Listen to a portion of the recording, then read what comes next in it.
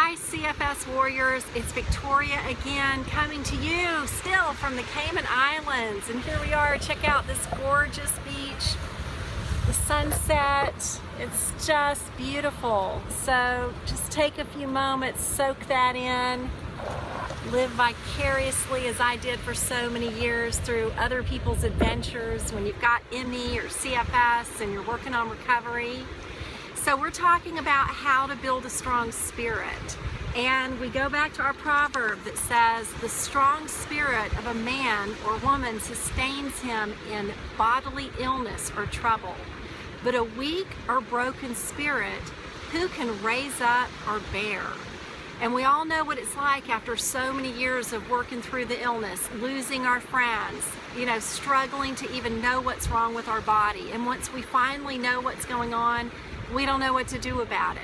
So I hope you'll check out all the resources that have helped me on my recovery that I'm going to be sharing. And but these are just some principles we're looking at, because as you build your strong spirit, you're going to be rebuilding your body. It's going to help. The mind, body, and spirit connection is really powerful. So as you build one, you're building the other. And so the three things that we want to do, we talked about feeding the spirit, we've talked about resting your spirit, and now we're going to talk about exercising your spirit. And so basically this is about what is coming out of your mouth. And the sun is just setting, so I lost my light. But basically, what's coming out of your mouth? It's really hard when you don't feel well all the time to keep a positive spin on the words that you say. And I know that my husband and my mother, I had to work a deal with them where they would stop texting me or calling me during the day to say, how are you doing? Because the answer would always be, I'm not doing very well. Or if I said fine, they think everything's fine when everything wasn't fine. So we made a deal that instead of asking me that, they would just say, hey, I'm checking in. And then if I wanted to volunteer anything, I could do that. But basically, I would learn to say things like, today's not my best day, but I got to watch a really nice show or something like that, or I had a nice conversation with my son. So those are ways that you can begin to minimize speaking things that are not going to help your situation.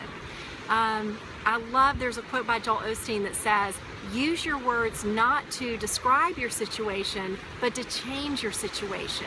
So you want to think about what words you can use that are going to be positive, shed the best light, and at the same time be realistic about what you're going through. So that's really exercise for your spirit. It's what is coming out of your mouth.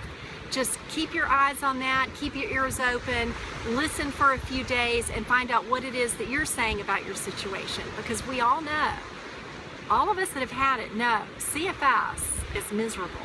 And you would not wish it on your worst enemy. Now, nobody wants to hear that.